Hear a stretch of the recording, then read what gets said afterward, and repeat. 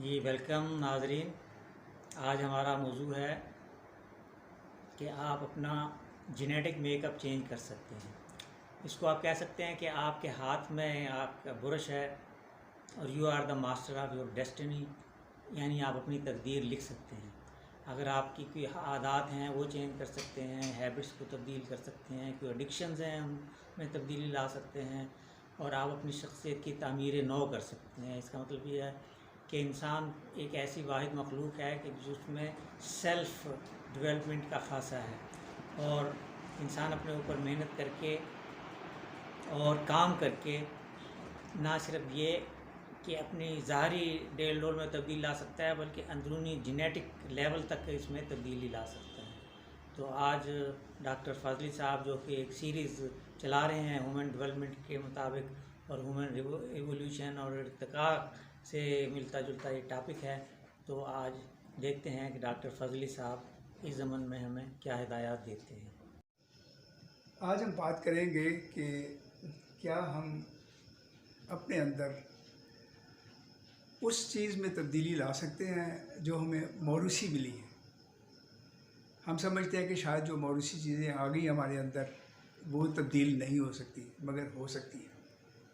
मैं उसके बारे में थोड़ा सा तारुफ पेश करूँगा कि इंसान की कंपोजिशन क्या है अंदर, इंसान क्या चीज़ है। इसके अंदर कम से कम 30 ट्रिलियन सेल्स हैं और हर एक सेल जो है उसकी कंपोजिशन कुछ इस तरह होती है कि इसके बाहर एक मेम्ब्रेन होती है जो सेल मेम्ब्रेन इसको कहते हैं, और इसके अंदर इसको ब्रेन होता है। ये शायद आपके लिए एक नई बात होगी। फिर न्यूक्लियस के अंदर क्रोमोसोम्स होते हैं, उसके बाद डीएनए होता है और डीएनए के अंदर सेगमेंट होते हैं जीन्स के जो इंसान की शख्सियत को बनाते हैं। इसके अंदर बेशुमार इन्फॉर्मेशन होती है। टोटल इन्फॉर्मेशन जो इसके अंदर होती है, ये जो डीएनए है इसमें अबाउट 250 मिलियन गीगाबाइट इतनी बड़ी इन्फॉर्मेशन है। और हम अपने आप को कैसे तब्दील कर सकते हैं? अपने ख़यालात से, अपने बिलीव से कि हम किस चीज़ पे यकीन करते हैं, एनवायरनमेंट हमारे क्या है, फूड्स क्या खाते हैं, और फिर सबसे बड़ी बात कि हमारा जो सबकॉन्शियस माइंड अंदर है उसको हम कैसे तब्दील कर सकते हैं, उसके साथ तब्दीली ला सकते हैं। और उससे भी बढ़कर ये है कि अभी साइंसदानों ने तजर्बे से मालूम कर लिया कि जो माइंडफुलनेस के साथ आप तब्दीली लाना चाहें तो वो यकीनन तब्दीली वाक़या हो जाएगी। बस से मुझे याद आ गया, एक माँ बच्चे से कह रही थी कि तुम बड़े अच्छे मिजाहिया हो गए हो, बड़े अच्छे लतीफ़े सुनाते हो, बिल्कुल अपने बाप की तरह हो। तो you seem to have gene of your father. वो कहता है अम्मा वो जीन तो बहुत बड़ी होगी मेरे लिए। मतलब वो समझा कोई पैंट है। तो आज हम पैंटें चेंज करने नहीं आए, आज हम जीन की बात करने आए हैं। वो जीन जो इंसान के अंदर इंसान की शख्सियत को बनाता है। मैं थोड़ा सा इसकी इब्तिदा करूँगा उस याददाश्त से जो आज से मैंने 60 साल पहले शायद फिज़ियोलॉजी जब पढ़ी थी पुराने ज़माने में, तो उसकी याद कुछ है। इंसान एक्चुअली है क्या? इंसान एक मजमूआ है अबाउट 30 ट्रिलियन सेल्स का। 30 ट्रिलियन सेल, और हर एक सेल जो है वो एक पूरा इंसान है। इसका मतलब है कि अगर एक इंसान को ले तो उसमें 30 ट्रिलियन इंसान बन सकते हैं। और उसकी मिसाल मैं आपको बताता हूँ कि जो ब्रिटेन ने एक दफ़ा एक भेड़ से एक सेल लेके उससे पूरी एक भेड़ बना दी। उसका नाम उसने डॉली रखा। आप कहीं इंटरनेट पे देख लें तो डॉली थी। तो वह इसका मतलब है कि इंसान के अंदर इतनी ज़बरदस्त अल्लाह ताला ने क़ुव्वत और बहुत कुछ दिया हुआ है। अब ये जो इंसान का बॉडी है ये भी कोई इस तरह कांस्टेंट नहीं है जैसे हम समझते हैं कि शायद ये बॉडी इतनी है। ये हर 7-10 साल तक पूरी बदल जाती है। हर रोज़ हमारे सेल लाखों की तादाद में मरते भी हैं और नए भी बन रहे हैं। और हर एक सेल इतना ज़बरदस्त है। अब मैं सिर्फ सेल के ऊपर आ गया कि एक सेल क्या है। एक सेल यूँ समझिए एक छोटा सा गोल सा तसव्वुर कर लें, उसके एक मेम्ब्रेन होती है और एक उसमें सेंटर में उसका न्यूक्लियस होता है और बाकी साइटोप्लाज्म होते हैं, बहुत सारी चीज़ें होती हैं। इनको हमारे इस वक्त वो नहीं है हमारा टारगेट। हमारा टारगेट इस वक्त उसका न्यूक्लियस है और न्यूक्लियस के अंदर फिर क्रोमोसोम्स होते हैं। आपने अक्सर देखा होगा, बचपन से ही हम सुनते आए हैं कि माँ बाप के जो क्रोमोसोम्स होते हैं उससे बंदे की शख्सियत बनती है। वो हमारे उसके साथ अंदर बच्चे में चले जाते हैं तो उसी तरह शख्सियत बन जाती है जिस तरह हमारे माँ बाप होते हैं।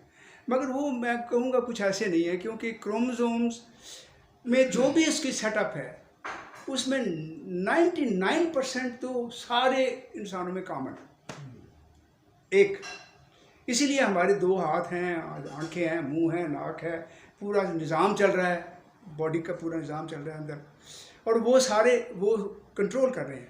1% लेट से out of that whole lot वो ऐसा है जिससे इंसान की एक अलग शख्सियत बनती है। जैसे मेरी एक शक्ल है, मेरे हाथ की लकीरें हैं, मेरी आंखें हैं, मेरी आवाज़ है, मेरे बनावट में खसूसियत जो हैं वो 1% की वजह से, और उस 1% को हम बदल सकते हैं। बाकी 99% तो वो ही रहेगा, ऐसी हैं। अगर खुदा ना खास्ता कोई पैदा हुआ है जिसकी बाजू एक नहीं है तो इसका मतलब कहीं गड़बड़ हो गई है। अच्छा, अब ये तो हो गया, मैं इसको थोड़ा सा इस तरह करके बताऊंगा। जो क्रोमोसोम्स होते हैं वो कोई 23 पेयर्स होते हैं, एक माँ से एक बाप से, तो 46 नंबर बनते हैं टोटल। ये तो ऐसे बाय द वे बात आ गई, अब इस वक्त उसका वो मौजू नहीं है। फिर ये क्रोमोसोम से आगे इसकी आगे निकलता है डीएनए, इसको तो डीऑक्सी राइबोन्यूक्लिक एसिड कहते हैं। आरएनए भी एक होता है, मगर इस वक्त बात सिर्फ डीएनए की हो रही है कि डीएनए है वो क्रोमोसोम के साथ अटैच होता है। मैंने आपको दिखाया कि ये मसलन ये अगर सेल है तो ये पेयर्स हैं 23 और ये इसमें क्रोमोसोम है, इसके साथ अटैच है ये डीएनए, इस तरह आता है। ये किसके पास स्पाइरल डबल हेलिक्स इसको कहते हैं, और ये करीबन 5 फुट लंबा होता है। तो कैन यू बिलीव इसमें इंफॉर्मेशन कितनी है? इसमें इंफॉर्मेशन है नियरली 2.5 मिलियन गीगाबाइट्स। इतनी इंफॉर्मेशन इस हमारे डीएनए में।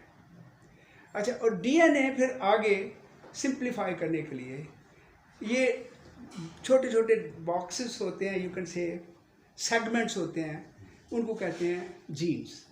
अब वो पजामे वाली जीन नहीं, सॉरी, मतलब वो जीन है जिसको हम वो जीन कहते हैं जो कि इंसान को सही मानों में बनाती है। और जीन में वो सिस्टम होता है जो कि आगे केमिकल मॉलिक्यूल प्रोड्यूस करता है, प्रोटीन्स मॉलिक्यूल्स, और उससे सारी इंसान की शख्सियत बनती है। इसमें सारी इंफॉर्मेशन, जैसे इतनी बड़ी इंफॉर्मेशन हमारे एक डीएनए में है, और डीएनए कितने हैं कोई हिसाब ही नहीं। अच्छा, अब आप देखिए कि ये जो म्यूटेशन होती है ये इस लेवल पे होती है। डीएनए म्यूटेट करता है, खुद भी म्यूटेट करता है, मगर जो ज़माने के हालात होते हैं ना इर्द गिर्द के, जो जिसमें वो रहता है वो उसको मदद करता है, वो हालात उसको म्यूटेट करता है। एक मैं बड़ी इंपॉर्टेंट चीज़ बताऊं जो आज तक शायद आपको नई बात हो, और ये रिसेंटली एक साइंस बायोलॉजिस्ट थे, एपिजेनेटिक बायोलॉजी के बंदा था अमेरिका में, उसने डिस्कवर किया। वो पहले मानते नहीं था कि अल्लाह है, वो he was atheist kind of thing. जब उसने ये सारा स्टडी किया तो कहने लगा yes I believe now everything. तो उसने ये कहा कि ये जो मेम्ब्रेन है, सेल मेम्ब्रेन, एक्चुअली इसके अंदर ब्रेन है। अब आप अंदाज़ा करिए अगर 3 ट्रिलियन या कितने 30 ट्रिलियन सेल्स हमारे अंदर हैं तो 30 ट्रिलियन सेल मेम्ब्रेन ब्रेन्स हैं, और हम हर रोज़ एक दूसरे से इंटरेक्ट करते हैं, बातें करते हैं, सुनते हैं, एक्सपीरियंस करते हैं नई नई चीज़ें। तो वो प्रैक्टिकली वो सारी इंफॉर्मेशन ये जो मेम्ब्रेन है वो ट्रांसफ़र कर रही है, क्योंकि मेम्ब्रेन ये नहीं कि सॉलिड मेम्ब्रेन है, उसमें भी पोर्स काइंड ऑफ होता है कि आपसे इंफॉर्मेशन जा सके, वो जा रही है आपके अंदर through chromosome, through DNA to your genes. इसका मतलब ये हुआ कि हम जो भी करते हैं, जो भी सुनते हैं, जो भी हमारे बिलीव्स हैं, जो हमारे थॉट्स हैं, वो उसको जो अंदर हमारी जेनेटिक मेकअप, जीन्स की मेकअप है, जो प्रोटीन्स बनाती है जिससे हमारा स्ट्रक्चर बनता है, उसको वो तब्दील कर सकते हैं। एक बड़ा इम्पोर्टेंट बात यह है। तो इसका मतलब यह है कि हम वो नहीं हैं या वो नहीं बन सकते, रह सकते जो पैदा हुए थे, जो मौरूसी तौर पे हमें मिला।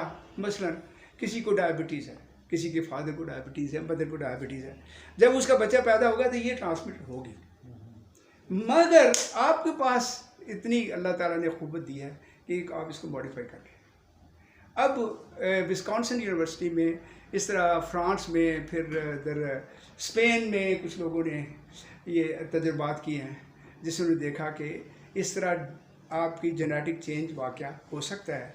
और अगर कोई बीमारी है या आपने अपनी बॉडी में कोई नई चीज़ लानी है तो भी आप कर सकते हैं। उन्होंने एक कंट्रोल ग्रुप रखा, एक को ख़ास उन हालात में रखा जिसमें वो चेंज कर सकते हैं। क्या कुछ हालात होते हैं? आपने एक छोटी सी बात है, आपने देखा होगा कि इसको क्या कहते हैं, ये प्लेसिबो। डॉक्टर सब जानते हैं प्लेसिबो इफेक्ट क्या होता है। हम बीमार होते हैं ना, तो बच्चे को या बंदा खुद जाए डॉक्टर के पास, आधा तो रास्ते में ही उसको तसल्ली हो जाती है, यार मैं डॉक्टर के पास जा रहा हूँ, अब तो मैं ठीक हो जाऊँ, हालांकि अभी तक उसने दवाई नहीं ली। अच्छा, आपको पता है कि ये होम्योपैथी है, और हो सकता है बड़ी इफेक्टिव भी है, मगर चूँकि वो बहुत लंबे अरसे तक बंदा लेता रहता है तो उसको प्लेसिबो इफेक्ट होता है, यार मैं दवाई ले रहा हूँ, वो चेंज वाक़या हो जाता है अंदर उसकी। अच्छा, तो इसलिए ये एक होता है प्लेसिबो इफेक्ट के पॉजिटिव इफेक्ट, कि आप डॉक्टर के पास गए, आपने पता है यार अब तो मैं ठीक आ गया हूँ, सही डॉक्टर, कॉम्पिटेंट डॉक्टर है, अब मैं ठीक हो जाऊँगा। उसने बेशक वो आपको सफ़ेद गोली दे दे, बगैर उसकी मिट्टी गोली दे दे, आप उसी से 50% लोग तो ऐसे ठीक हो जाते हैं।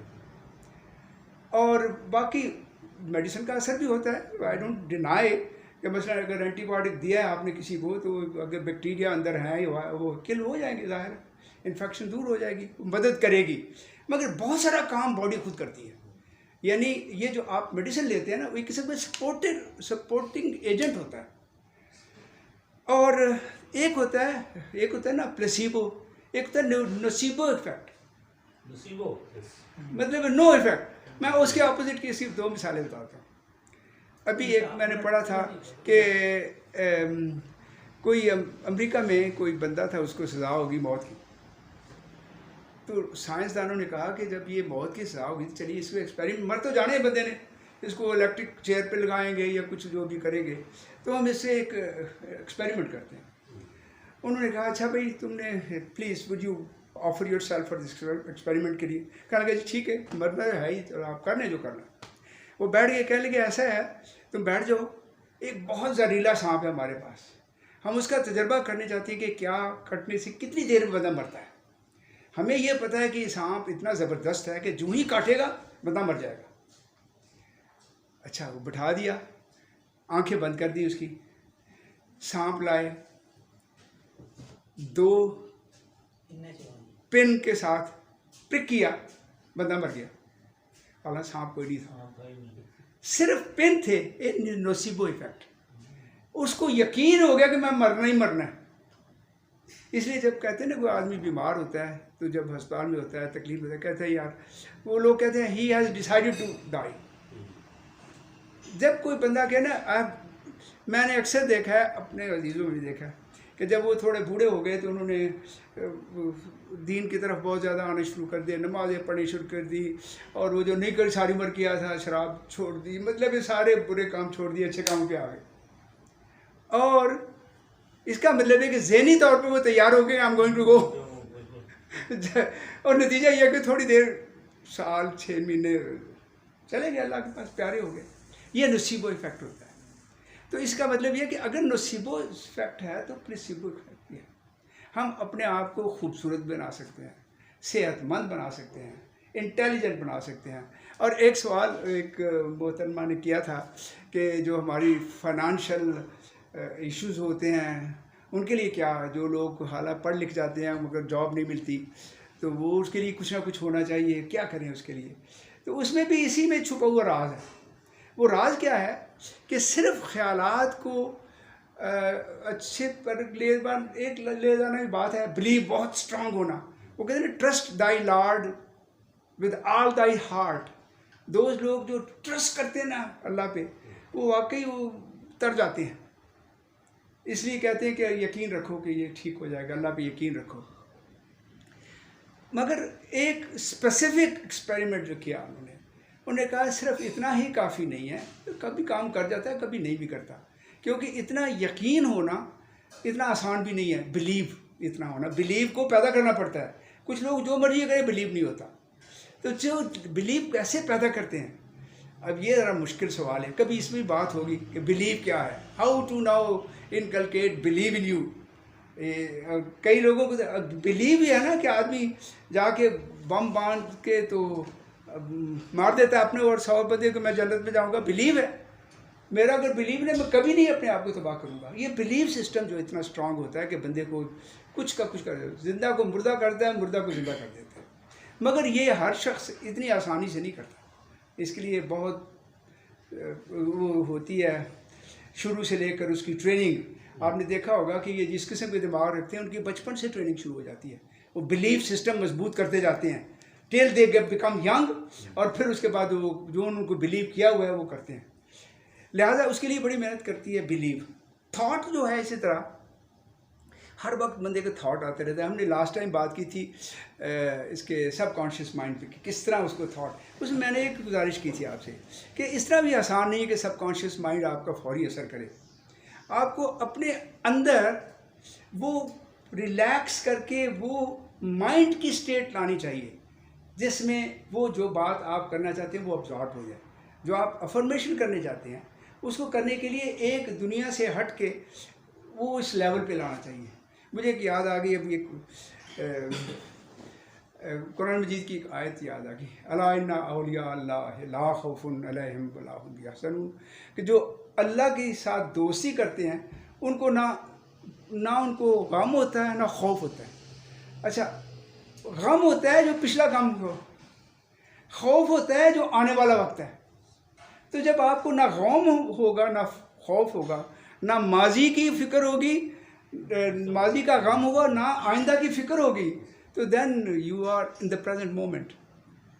तो then you really have love of Allah, what you call see friendship, अल्लाह वली अल्लाह जी ना, मतलब जो वली का मतलब दोस्ती हो जाती है। तो इसलिए ये जो वो स्टेट है इंसान की ज़हन की कि जिसमें ना तो गम हो, ना पिछला गम हो, ना आइंदा का खौफ हो, उसमें जो आप करेंगे तो वो सबकॉन्शियस माइंड में जाता है। और इस पर्टिकुलर केस में जेनेटिक मेकअप के लिए जो उन्होंने एक्सपेरिमेंट किया, वो ये कहते हैं कि अगर आप माइंडफुल स्टेट में, उन्होंने एक्सपेरिमेंट ये किया जो मैंने कहा 3 यूनिवर्सिटियों में किया एक्सपेरिमेंट, कि माइंडफुलनेस स्टेट में लेके जाएं। एक दफ़ा पिछली बार डॉक्टर फैसल साहब ने दिया था इसके ऊपर, माइंडफुलनेस के ऊपर, फिर दूसरी बार कहा कि इसके फ़ायदे क्या हैं। तो माइंडफुलनेस पे आप किसी भी किताब, किसी भी इंटरनेट पे, किसी भी गूगल को खोल के देख लें क्या क्या तरीके होते हैं माइंडफुलनेस, बहुत सारे तरीके हैं। मगर मैं एक सिर्फ बात बताऊंगा, वो भी कुरान के हवाले से। ये कुरान में है कि अल्लाह के नाम का जिक्र, अल्लाह के नाम का जिक्र को, हाँ जी, बस कुरिस्म रब्बी का व तबत्तल अलैहि तब्दीला, बड़ा ज़बरदस्त है कि जिक्र करो, बस कुरिस्मा रब्बी का, अपने रब के नाम का जिक्र करो। रब का नाम क्या है? अल्लाह। बाकी सारी सिफात हैं। जब रब कहें, रहमान कहें, रहीम कहें, कुद्दूस कहें, मलिक कहें, कादिर, जो कहें उनके मीनिंग हैं। अल्लाह का मीनिंग कोई नहीं है, अल्लाह के लफ्ज़ में कोई मीनिंग नहीं है। तो ये जो उन्होंने ये माइंडफुलनेस स्टेट की है कि जिसमें कोई मीनिंग ना हो, उस स्टेट में चले जाएं 7-8 घंटे, लेट से, या 1 घंटा डेली फॉर लॉन्ग टाइम करते रहें, आपके जीन में वाकई तब्दीली आ गई। क्योंकि now you have brought your, आपने अपना वो जीन को, अपने अंदर के वो जो है आपका माइंड का लेवल, वो जो सेल के अंदर मेम्ब्रेन जो है, इसके थ्रू आपने मैसेज भेज दिया न्यूक्लियस के अंदर डीएनए और जीन में, और जीन में वो चेंज वाक़या हो गया। तो गोया इतना आसान भी नहीं है कि आप कह दिए आज रात को मैंने कर दूंगा और कल वाक़या हो जाएगा, नहीं। It has to be a continuous process, काफ़ी देर तक प्रोसेस जारी रहे तो इंशाल्लाह चीज़ ये वाक़या हो जाएगा।